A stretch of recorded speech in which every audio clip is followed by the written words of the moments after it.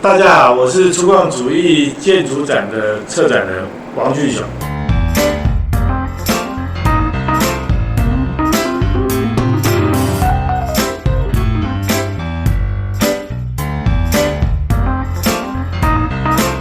My name is Oliver Elser, and I am a curator at the German Architecture Museum based in Frankfurt. A special connection was established to the JUT Art Museum, where Mr. Aaron Lee expressed his interest to bring our show to Taipei. Thanks to the passionate work of a lovely crowd of people here in Taipei, the exhibition has become a real collaboration between our museum and the JUT Art Museum. I want to include the team of the JUT Art Museum into my gratitude. We exchanged literally hundreds of emails to make this project happen. Our director, Peter Katschola-Schmal, has asked me to say hello and to express his appraisal that the JUT Art Museum did so well in these challenging times.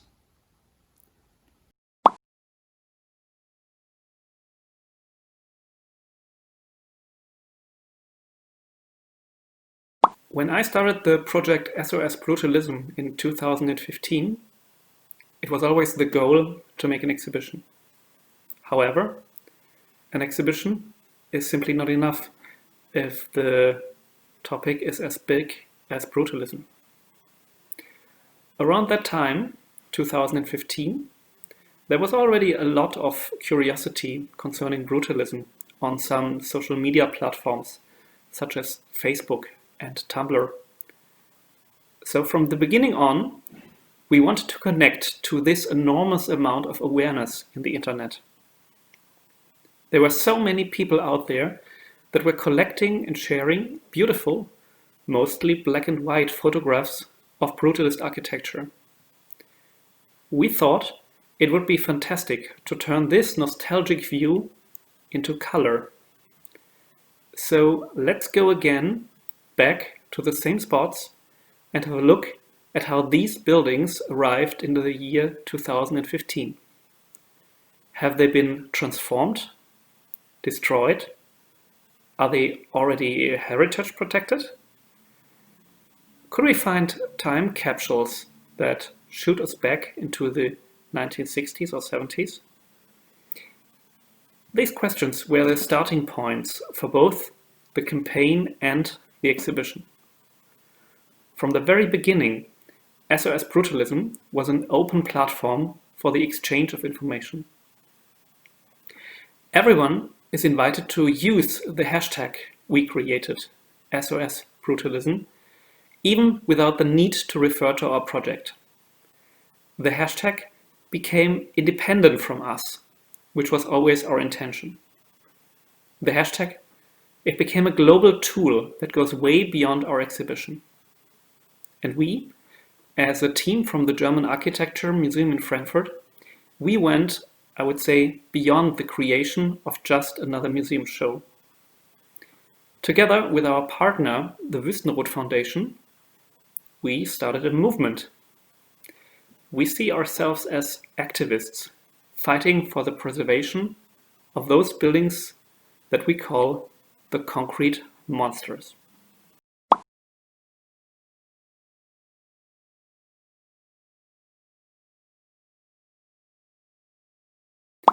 We had two strategies for gathering information. One was the classical way, researching books and especially magazines from the 1960s and 70s. The second method of collecting was the so-called crowd intelligence of the internet. In 2015, that was 2 years before the show opened in Frankfurt, we went online with a database of around 300 buildings and started a social media campaign with the hashtag SOS Brutalism. From the start on, we received an overwhelming amount of response in form of endless recommendations of buildings that are missing in the database. We are thankful to all the researchers and photographers that helped us to build this strong community of concrete lovers. However, it was difficult to find information about buildings in rather remote areas. We had the plan to treat all regions equally. That means for the catalogue, we wanted to bring together 10 buildings from North America, 10 from Africa, 10 from Southeast Asia, 10 from Eastern Europe, Western Europe also 10, and so on and so on. The most complicated was Oceania, which is much more than Australia and New Zealand. The Borroko post office in Port Moresby, Papua New Guinea, was the most complicated to capture, with current photographs, plan material, and a text.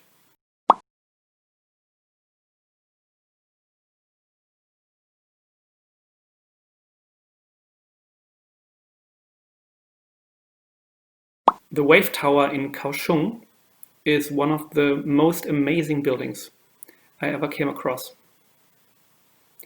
The idea of an honest construction that reflects the ups and downs of the floor in the classroom, even on the lifted streets in front of the classrooms, is simply amazing. This effect reflects a very early idea of brutalism. That building is not one of those what we like to call the monsters.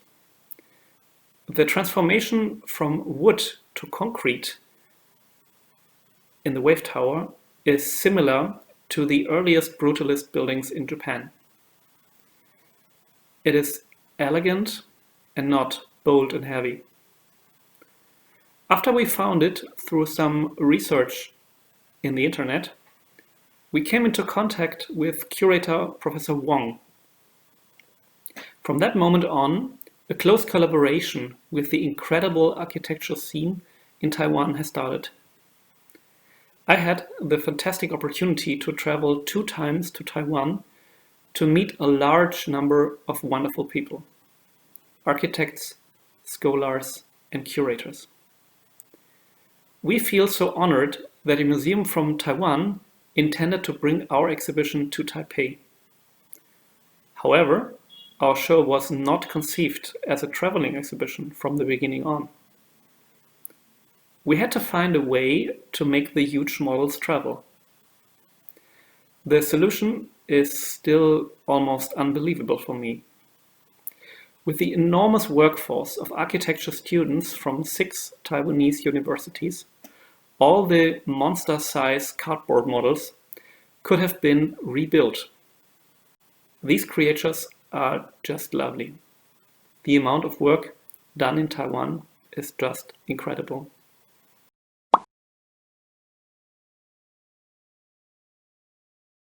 I guess that many visitors may have never heard of the term brutalism before, which is perfectly alright. Taiwan has around 23.5 million inhabitants, and there are 6 buildings from Taiwan in this exhibition. So I guess the influence is rather limited. However, it gets interesting if we do not talk about only these 6 buildings, but instead, let's talk about the underlying concept of brutalism. What's underneath? Maybe we can consider what the architecture historian Rainer Benham said about the ethic of the early brutalist experiments. In Benham's eyes, brutalism had an ethical approach because nothing was hidden, so, as a consequence, everything needs to be robust and of high quality. After brutalism has ended around 1980, the architecture no longer expresses an identity of structure and surface. Today, you rarely touch the structure of a building. What you feel instead is only the surface, the cladding. You should try to knock on a building you encounter. In most of the cases, it feels hollow, like a cardboard box. Is that what you expect architecture to be? What about the core qualities named as strength, utility, and beauty? So, brutalism has this romantic side of the last survivor of the modern idea of basic architecture. No frills, as the British say. This idea of architecture that is simple, cheap, and robust is a challenge for our common future. Nobody, I would say, needs these high-end buildings of today that turn out to be waste soon. But we should skip concrete, which is simply not sustainable. A wooden construction has a much better carbon footprint. So we should turn towards a sustainable architecture with a brutalist attitude.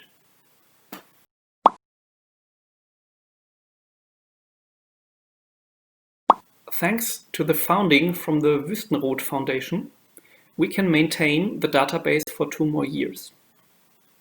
I dream of having a brutalist world map as a real map, printed on paper, that stands at the end of our research project that started in 2015 and ends in 2021. Or maybe we could transform all the information into Wikipedia. That would be more sophisticated in a way, but deep in my heart, I trust on paper, not so much on bits and bytes. The exhibition is complicated to travel to other places. The shipping costs for the models are simply too high. Maybe a simple print-on-demand version as a PDF file might be a solution.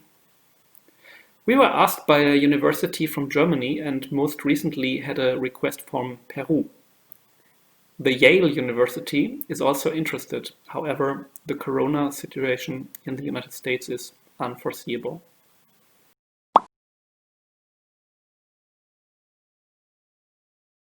As far as I see, many interesting positions from Taiwan could make an impact in Germany. I think of the initiative of Tectonic Becoming that offers a high standard of architecture that would merge perfectly with the award that our museum established about 10 years ago for the best architecture in Germany. In Germany, we could also learn a lot from bottom-up projects that change a city step by step.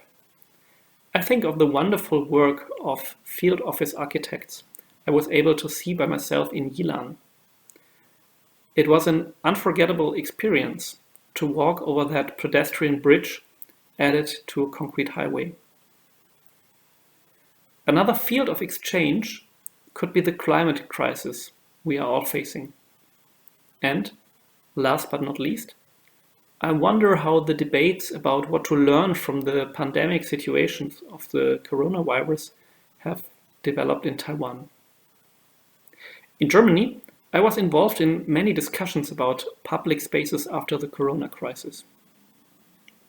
In the city where I live, in Frankfurt, I can witness some changes due to corona that are not too bad. Restaurants that suffered from closing during the lockdown are allowed to expand their tables into the public space. I guess that there are numerous fields for mutual learning between Taiwan and Germany. 我们今天下课喽。